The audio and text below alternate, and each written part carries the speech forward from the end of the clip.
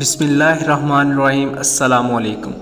جب حضرت آدم علیہ السلام بہشت سے زمین پر تشریف لائے تو بارگاہ الہی میں عرض کی، خدایا میں یہاں نہ ملائکہ کی تسبیح و تکبیر سن سکتا ہوں اور نہ کوئی عبادت گاہ دیکھتا ہوں، جیسا کہ آسمان میں بیت المعمور دیکھتا تھا جس کے ارد گرد ملائکہ کا طواف کرتے تھے۔ جواب الہی آیا کہ جاؤ، جہاں ہم نشان بتائیں وہاں کعبہ بنا کر اس کے ارد گرد طواف بھی کر لو اور اس کی طرف نماز بھی ادا کرو۔ حضرت جبرائیل علیہ السلام ان کی رہبری کے لیے ان کے ساتھ چل پڑے اور انہیں وہاں لائے جہاں سے زمین بنی تھی، یعنی جس جگہ جاگ پیدا ہوا تھا، اور پھر وہی جاگ پھیل کر پوری زمین بنی۔ حضرت جبرائیل علیہ السلام نے اپنا پر مار کر 7ویں زمین تک بنیاد ڈال دی، جس کو ملائکہ نے 5 پہاڑوں کے پتھر سے بھرا: کوہ لبنان، کوہ طور، کوہ جودی، ہیرا اور طور زیتا۔ بنیاد بھر کر نشان کے لیے چاروں طرف دیواریں اٹھا دیں۔ اس طرح حضرت آدم علیہ السلام نماز پڑھتے رہے اور اس کا طواف بھی کرتے رہے۔ طوفان نوح تک کعبہ اسی حالت میں رہا۔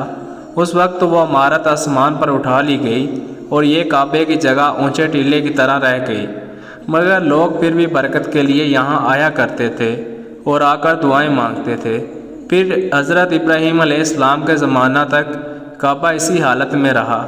جب حضرت اسماعیل و ہاجرہ اس میدان میں آ کر ٹھہرے اور ان کی وجہ سے یہاں کچھ آبادی ہو گئی، تب حضرت ہاجرہ کے انتقال کے بعد حضرت ابراہیم علیہ السلام کو حکم ہوا کہ اسماعیل علیہ السلام کو ساتھ لے کر یہاں عمارت کعبہ بنائیے۔ اس کی نشانی اس طرح فرمائی گئی کہ ایک بادل کا ٹکڑا بھیجا گیا تاکہ اس کے سائے سے کعبے کی حد مقرر کر لی جائے۔ حضرت جبرائیل علیہ السلام نے اس سائے کی مقدار خط کھینچا۔ حضرت ابراہیم علیہ السلام نے زمین یہاں تک کھودی کہ بنیاد آدم نمودار ہو گئی اور اس بنیاد پر عمارت بنائی۔ اس کی بلندی 9 ہاتھ اور رکن اسود سے رکن شامی تک کی دیوار 33 ہاتھ، رکن شامی سے رکن غربی تک کی دیوار 22 ہاتھ اور رکن غربی سے رکن یمانی تک 31 ہاتھ، رکن یمانی سے پھر رکن اسود تک 20 ہاتھ۔ لہذا اس وقت یہ کعبہ مستطیل کی شکل میں تھا۔